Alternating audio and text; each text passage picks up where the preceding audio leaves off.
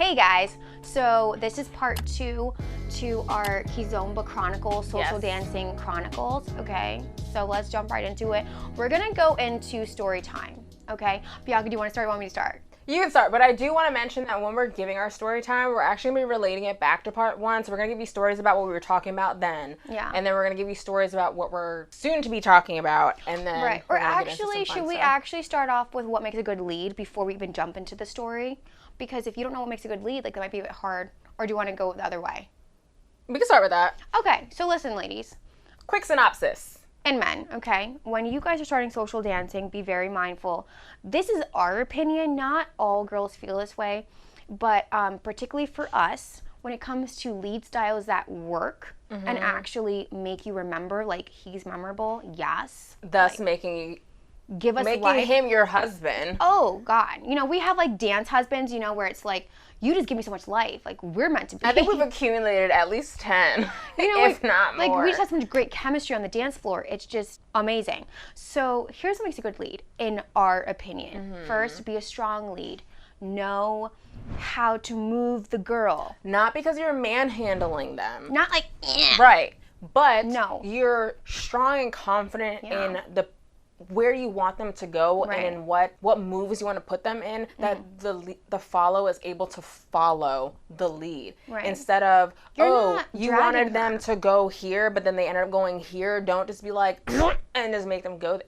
Like, that's not fun. Don't use your muscle against us. You know what I'm saying? Yeah. That's not cute. And if you're feeling resistance, it's probably because the girl is not feeling comfortable being put into the move that you're looking to put her in. So listen to that. Don't fight her, because then honestly, dude, the dance is done. Just let me go. And I honestly do feel bad sometimes having to end a dance early, like mid-song. I'm not trying to leave here injured. Thank you. It's not worth it. There's one thing of breaking my back because the dance was amazing, and then there's one breaking my back because you like broke my back. Exactly. And listen, there's a difference between strong and manhandling. Like I said, strong means you know what you're doing, you're confident with what you're doing, and you are sensitive enough to the follow. Right. So she kind of mentioned this in our last video. Dance to her level. So here's what she means by that. If you are, let's say, at level 10, which is, let's say, the best of the best, right? And she's at a level 3.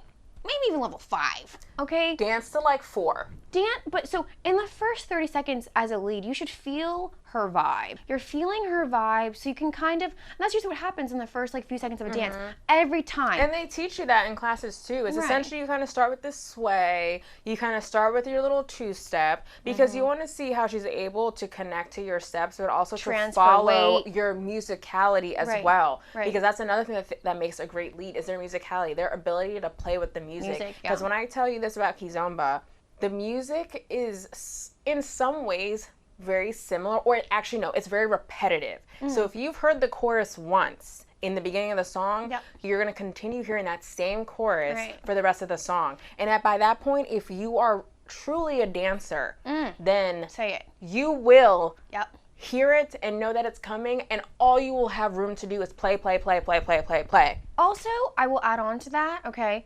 If you want to be a good lead, and let's say you're kind of struggling, learning music and learning counts is something that's very helpful. Right. Now, I'm not saying count 1, 2, 3, 4, 5, but it might be helpful to do it in your head. I know I'm not counting because I'm just following, but like learning accents, like learning like the music in itself, because as she said, a lot of songs repeat themselves, the patterns are the same, so you're not really going to be lost. But in those first 30 seconds, as we said, going back, the lead will kind of feel you out. You need to feel the follow out and be like, okay, can she catch on to that little pop pop? Can she catch on to the little syncopation in my foot? Or did she just miss it all? Little playful movements like that make that dance very enjoyable, and also just not having such a bad attitude about like when you start leading the girl, and let's say she messes up, and then you want to be a complete butt face about it, and like just make her feel like crap because she missed that move. Right. You are not the lead or the husband for me. That's like, it. I want to be able to mess up and be able to laugh with you, and then or you keep going. Well, like you play it off as if, oh, we're just gonna throw you into this now. Like you went in the wrong direction, you threw up the wrong arm. So what? We're just gonna make it into this move now. I just prefer to laugh about it, and I feel like if he laughs about it, I feel more comfortable. But if he's more serious, I just feel like, okay, whatever. He might not be giving me an actual attitude, but if he just kind of like about it. He didn't say anything, but he's not like mean about it. But it's still like, or they keep throwing you into it when they see you're not getting it, and then and I'm like, that's your entire day. Am I stupid? You want me to feel stupid?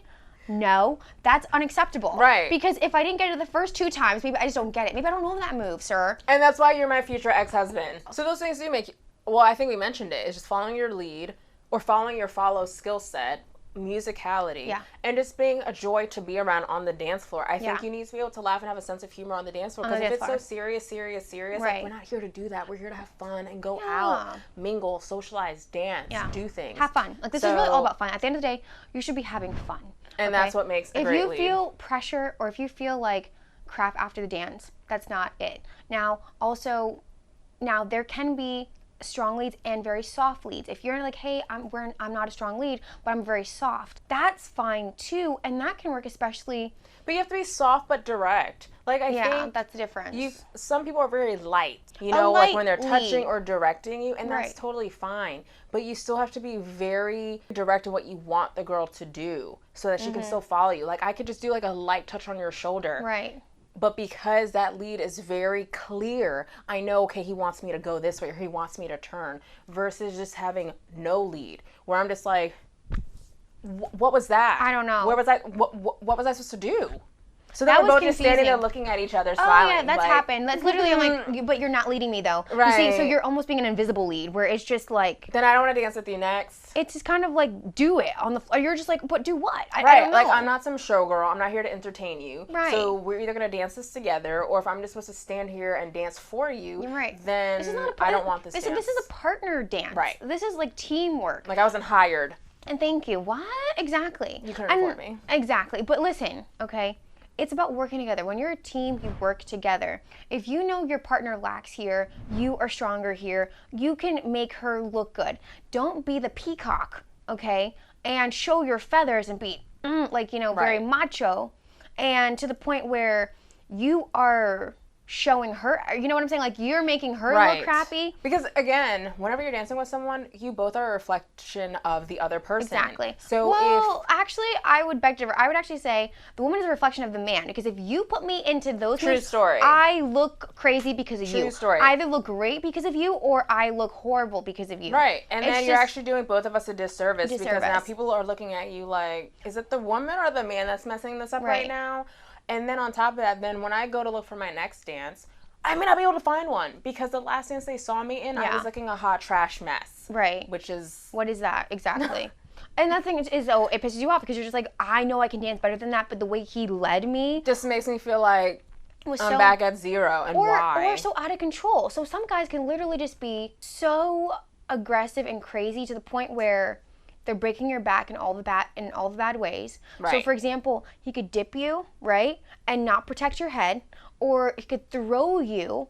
I actually heard about a story about an instructor where this guy wanted to show off his moves and wanted to put her in a backflip in the middle of the air. And she thankfully didn't break her neck, but But there are many times where Lily will be on the dance floor and all of a sudden the girl is standing upright and the next thing you know, she's on the floor doing some little whack-a-dang-dang. And I'm just like... How does she even get there? And is that even Kizomba anymore? Like, I'm pretty sure it's not. Or Zouk or whatever dance. Anything. You know what I'm saying? It's just like, what is happening here? But you've broken your back a few times. I have broken my back a few times. You know what? And that wasn't in a good way, okay? It was because I was traumatized. We're talking about the good reasons later in our story time, but we'll get into that. But as far as you were crappy breaking my back, we mean you either forced the body roll, you forced the isolation, you manhandled either your arm or a body part in a way. Or I think a lot of people too, like in Tarasha or Tarashinya, they think that, we have to make their like butt pop, or we need to roll their back. Oh, so literally their knuckles will just be grinding into on my your back and on your spine. You're so like, then ow. So then by the time I'm done, I'm like, why does my back hurt so bad? Like, I slept great, but that dance just completely killed me. Or where they're so tall and they're not willing, which is unfortunate. No, and they're not willing to bend down to your height. If I'm already wearing a 5-inch heel, my heels can only get so high. I can only go where so I high. can still dance and not look like I'm teetering. Even in my 5-inch heels, I'm already 5'9". Okay, you're talking about you're 6'5". Okay, and you want to stand up straight? I'm nowhere close to you. I cannot get there. And even when his hands will be down, they're still like at my mid back or upper back, and then you're still doing this. I feel like there's like a pulling up, and I'm like, you're gonna lift me up. Right, like where am I going? You might as well just carry me on the side of your hip, and let's just dance that way. It's just so out of control. So be mindful of that, men. Okay. Now let's go into story time. Okay, some good stories about what we experienced. So we were at the Feeling Kizomba Festival. Those of you who are avid travelers know what we're talking about. We went. Now there was just one man in particular. You know what? That's the best part. When they look like they can't dance, but they really can dance. Right. It's like looks are very deceiving. You look a dork, like very nerdy, like whatever. But then they're the ones that give you the most life. And then you're like, dang, I should have gone for you first instead of waiting for like the guy that looks like he knows how to dance and get disappointed. The tall guy, he was tall, okay? Now listen to this, ladies and gents. He was talking about dip, slide, turn, bop, bop. It was on point. I was like, yes, this is life. Now, he's tall, but he's making his body fit mine, if that makes sense, okay? Yep.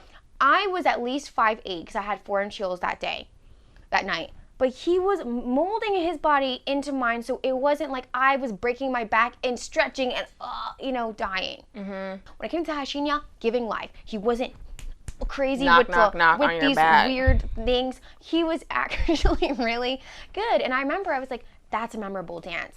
And because it was at least I didn't expect it from him, I was like, oh, whatever, he looks like a whatever dance. And I remember I saw him dancing with somebody else. I was like, oh, he looks whatever, and I just wanted to dance with him because my song was on, so I was trying to get a dance. Lucky enough, he was there, gave me life. Another guy, he found me, which I recommend, ladies. Sometimes, yes, you want to ask some guy to dance, but it's really better if he finds you because you already know he wants to dance with you. So next time you ask him, you don't feel as thirsty. You know what I'm saying? So it's better if he initiates, okay? Tip number 1. But anyway, he came to me. I was like, okay, let's dance. I was expecting nothing because it's better to have low expectations. There was a lookalike, actually. That's what happened. There's a lookalike, and I saw the lookalike, and I was like, he doesn't know how to dance. So I thought it was him who's asking me. So I was like, sure, I'll dance with you. Okay, whatever. I'll be nice because, I'm here. I'm here in Spain. Like, we got to do something, okay? He is not the same because I remember as I dancing with him, I saw the same replica guy in the corner. So I was like, oh, but this is not him. It's someone else. Because I noticed in the first 30 seconds, I messed up and I was like, it's probably his fault. You know what I'm saying? Because I was like, he sucks, right? But I was like, no, wait, no. He's trying to test my temperature, where I am as a follow, okay? And that's what he's doing. So finally, when we're actually getting into the dance, I was like, okay, let's get it. Right. And it went from 1 dance to 4, and that's when you know it's real lit. Because a 1 dance, is...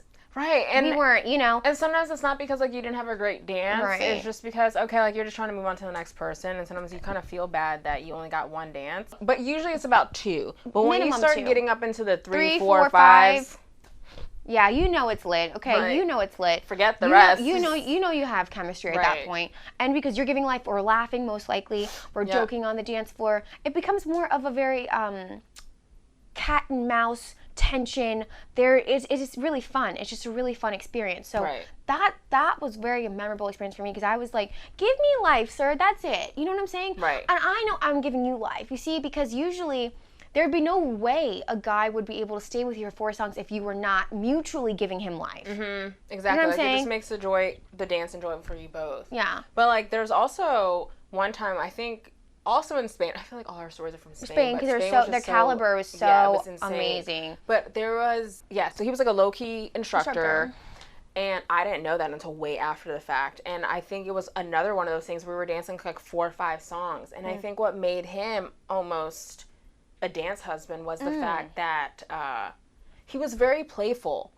And, as Mara mentioned, feeling my temperature. But then as we started to dance more and more, I think you start to just kind of improve or start to really read your partner. Yeah. So now when they're doing things what you may not have caught on the first time around, you're able to catch the second or third time. Right. And he would just be putting me into all these different things, different tricks that I didn't even know I could do. And because we were just vibing and able to feel off of one another, I was able to do anything.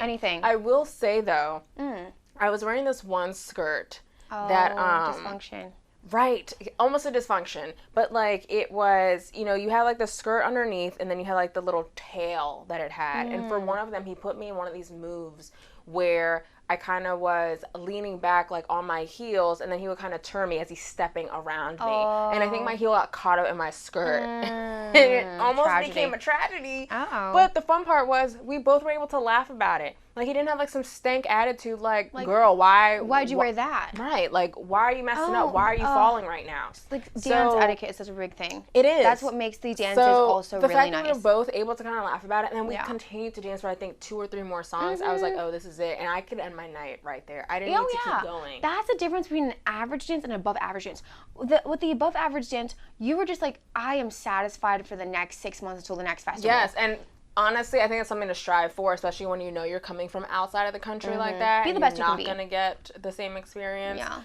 Literally leave with your life left on the dance floor so that you can just go home and get your life again so that you can go leave it back in your... And I mean, like, obviously if you're a follow, like, you can't predict if there's going to be great leads. Give that person a chance if he might not look like Right, which is why you dance with everyone, essentially. Right. Unless you really see that person's just breaking everybody and not in a good way. Because, like, for example, there was this guy who was really overweight. And I was like, okay, like, I didn't really mind dancing with him. But he was pretty big, but he was, like, he had a really good experience. Like, he were fun, we're laughing. And it'll be like that. And sometimes it'll be even, like, some of those old heads.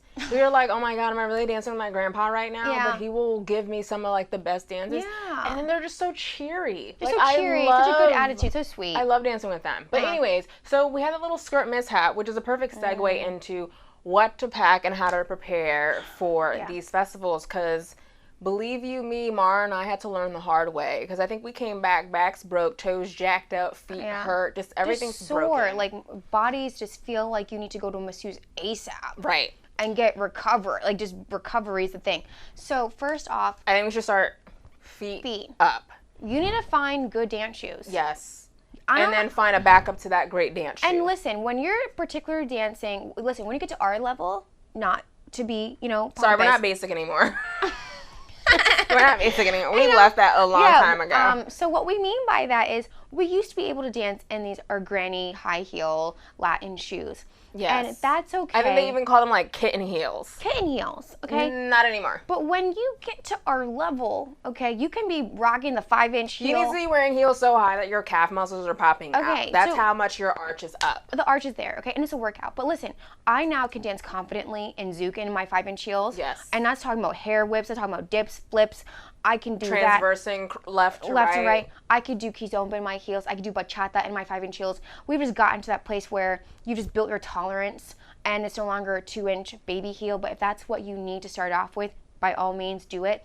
Go to a vendor and find a shoe that's comfortable for you. I do prefer having a double ankle strap for extra ankle support. Do not wear heels like a basic stiletto. You need to have ankle going support. to brunch where you're looking cute and you're just gonna be sitting there. Like you are actually moving, doing a whole bunch of stuff, and sometimes even having to balance.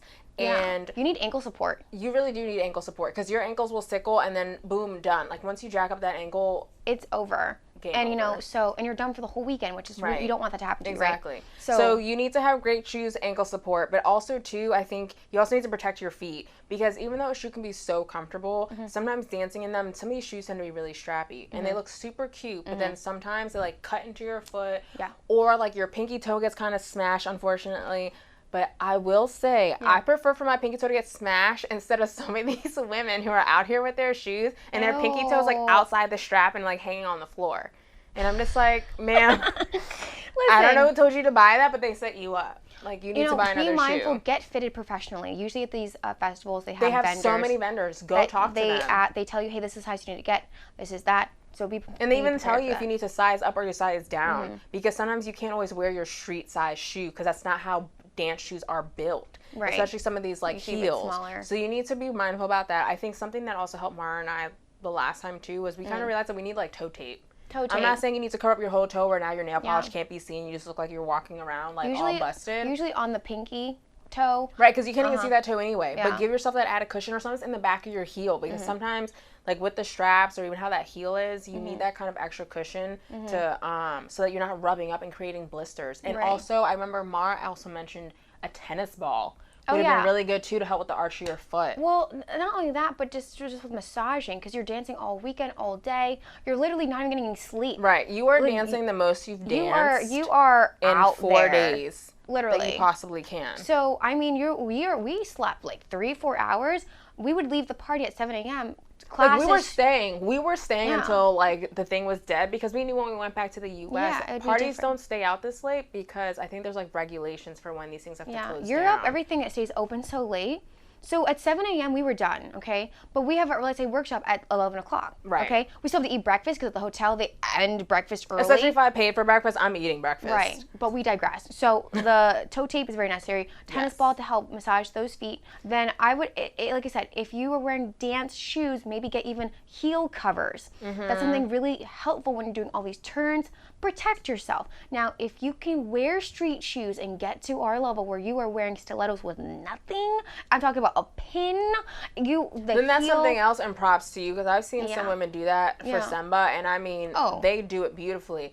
Not me, but also too, I'm not trying to wear my street shoes and jack them up on the dance floor, because they're just not meant for the same thing. And also the bottom of the shoe doesn't have the same texture, so sometimes you're kind of like sticking every time that you're doing something. I think it depends on the actual dance floor, because at the Feeling Kizomba Festival, they actually had all normal wooden floors. Now, if you know you're going to be dancing on carpet, because sometimes you won't get stuck on the carpet, then I mean stuck. Yeah, I mean, like, honestly, actually wearing street shoes will actually be really helpful, because you'll be able to glide easier. With the dance shoes, the bottom of the sole is just different. There's too matchy, so you literally just... But personally, I think we both wear street shoes when we're dancing Kizomba. Like, especially during the little, like, happy hours and whatnot, where it's not yet the social. Right. Oh, yeah. But everyone's just kind of dancing because it's like a free hour to just do whatever. Bring extra shoes for every occasion. Yes. And bring, like, extra leggings. Just bring things comfortable as well. Extra clothes. And save your, like, your cutesy hot outfits for later on in the night. Because I'm telling you right now, during the day, most of these festivals will happen when the weather is a lot. It's very hot. Warmer and hot. Yeah. So you're constantly sweating. Yeah.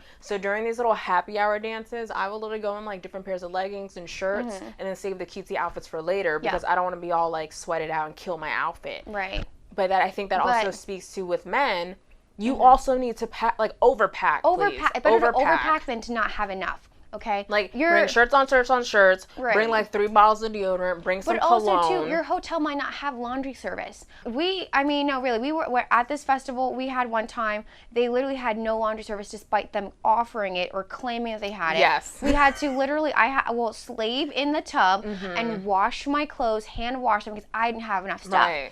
And sometimes the hotel can be so isolated away from everything else. Yeah, the one in Italy was very far from everything. Right, so I couldn't just go to, like, the local H&M and just get something else. Right. I was stuck with what I had, unfortunately. So it's better to overpack, makeup, everything, and be extra prepared than to feel like I have nothing and I'm actually looking crazy. And actually these men are showing me out because they're looking hotter than me, which we cannot allow, okay? So listen, in Europe, I'm telling you, these men have another style, they have another type of fashion sense, okay? I mean, it's Europe. Like, it's Europe. That's their style. It's hot, okay? So you can't be looking... Like, their casual is, like, U.S. dress up. Which doesn't make any sense to me, but I guess that's just... So when you go and they're looking dressed, you need to come with it. Come times 10. Come with it, but don't look, like, ho-ish. Oh, there's a difference. Classy, not ho. Right. Yeah. And that's why I think spandex is your best friend. I think there's even, like, a spray that women can use to make sure that their dresses and their skirts, to their leg. Like, it's not rising up, because no one wants to go on the dance floor and dance with someone, and every 2 seconds that they're being put into a turn or walking, they're constantly like pulling down their dress, pulling down your dress. Like, I think it just takes away from, like, you keep breaking connection, and for what? Right. It's just be prepared, because sometimes your body con, you think you can be cute in it, but best believe after dancing for like 2 hours, it's gonna keep riding up. Just no. Right. Okay. I would prefer to wear a dress kind of like a trumpet style, where it's tight, or a baby doll where it's tight and then kind of goes out. So it kind of twirls and it's kind of fun or flirty. But I wouldn't do anything form-fitting, because form-fitting can just lead to a lot of problems and dysfunction. Right. So that's our tips for that. Unless it's like long, like one of those dresses that kind of go to, like, your knee or a little bit below, then that's fine. As long as it's not restrictive, though. Like, it would have to be kind of stretchy. Yeah. For sure. But I think that works. So I think, like, outside of like attire and things like that, if we have any other tips for them to bring. I think also hair. Oh. Like, products on products on products, brushes. Because I'm telling you right now. His sweat gets on your head. And it just kills everything. And frizz is a very real thing. Right. Also, especially for our hair type. Like, we can't come look pin straight Brazilian blowout, and then here you come and want to sweat on it. Then we look not the same. And then it's like, even if I have the heating tools, I can't get it back to what I knew it was. Right. So just plan to have backups on backups on backups in multiple styles. Personally, I recommend braids. I recommend something like that. Any type of protective style where honestly all you have to do is put a satin cap, go to sleep, wake up, maybe slap some gel on your baby hairs if you want. Get a wig, figure it out. Right, and keep it moving. Yeah. Because you literally just don't have the time. Like, your hair will be jacked up by the end of the night. So, like, we learned that the hard way. Right. So I remember last time we went to these festivals, I straight up had my faux dreads on. I had my dreadlocks. Like, I was ready. It's like, you are not going to mess me up. Right. Okay? It was just, and also just one less worry, because you're already packing all this stuff anyway, and then you got to think about it. You also have, like, this pound. You just got to be mindful of how to pack. And I think when we went with either our passion twists, I think they were, I think it just made life so much easier and much appreciated. So that was one thing. And you also, look cute. You look exotic. You know what I'm saying? And also, you're not looking extra because I'm black, so I can wear it. With makeup, yes. Feel free to wear your makeup, but I will also say, too, sometimes there was a couple nights, or maybe one night, where I honestly got away with just having a dramatic eye. Maybe I put on light foundation, but I didn't want to go too heavy because I know me. I'm a sweater. And if I'm also dancing with someone else who's a sweater, then my makeup is gone. And it's like, why did I even spend all this time to look like this just for it to get jacked up? Yeah. So sometimes I feel like if you really want to have your makeup on, you can get away with just having beautiful eyes, like right up here. Right. And then, like, you're good to go. And, of course, a nice lip. Like, no one's trying to look naked on their lips. So, listen, guys, I think we'll wrap up here, okay? But we gave you tips. We gave you stories. Listen to our part 1, okay? Even more information on there. So, listen, we want to hear your experiences. Please comment below. We want to hear what you've gone through. I'm sure there's even crazier stories or even really great stories that we have yet to read. So, please comment. And I hope we also haven't deterred you from wanting to try Kizomba or dance with people or even instructors. Just be aware. Right, like, these are all experiences, meaning it can be good or bad, but I don't think it should ever stop you from wanting to do it, because we still enjoy it, and unfortunately, given this past year how everything has kind of transpired, we haven't been able to dance as often as we'd like. But I'm telling you right now, as soon as it's safe to go and do so, money's already in the bank and we're out. Like, we're ready to go. And I will say, as a last note, I will say, you know what? If you're socially awkward, Latin dancing is actually a very good thing to do. It almost requires, like, no effort, because you don't got to talk, you just got to dance. You know, literally, it's like you don't even have to speak the same language. When we were in these festivals, I didn't know Spanish at the time. I didn't know Portuguese. Some people don't even know English. Right. So it's kind of like everyone from around the world, like, I would sit and have breakfast, and I think there was, like, these gentlemen from, like, Sweden, and literally the only common language we had was dance, or even a little bit of English. But also, I'm the type of person who, when I meet someone from a different country, I will make an effort to learn a couple of words in your language so that in the future, if I see you again, we can connect. I'm making an effort, and then it kind of alleviates any of that awkwardness. So, but I mean, like, it's almost like dance is a language in itself. So it's very universal. It's very like, give me your hand is like the sign and a smile Like, don't just be like.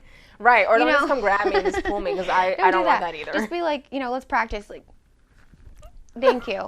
And you take the girl and you lead her to the dance floor, okay? You're not like, hey, you want to dance with me? Yeah, it doesn't work. It's just, it could just, if you don't know the same language, it could just be. Right. And that is a language. And you're good to go. And you're good to go. The guy could be freaking German and doesn't know any English, and you're like, I don't know, but we're going to dance and have some fun, okay? Like, dance is your language, so forget about being socially awkward or being introverted.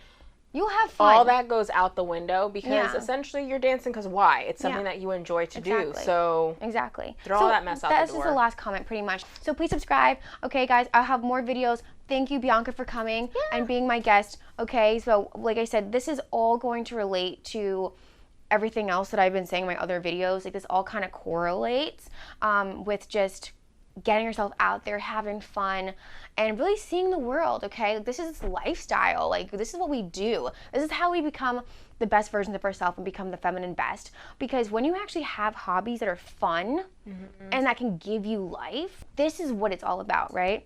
And we're not one-dimensional type of, like, women. Like, we have things we like to do that make it exciting, It's not like... And it's very well-rounded. And very well-rounded, very cultured. So anyway, I recommend all of you ladies get into it. It gets you into your feminine energy when you know how to move your body. So get into a class, figure it out. And then, like I said, guys, if you have any questions, please comment below, subscribe, and we'll see you guys next time. All right, bye. Bye.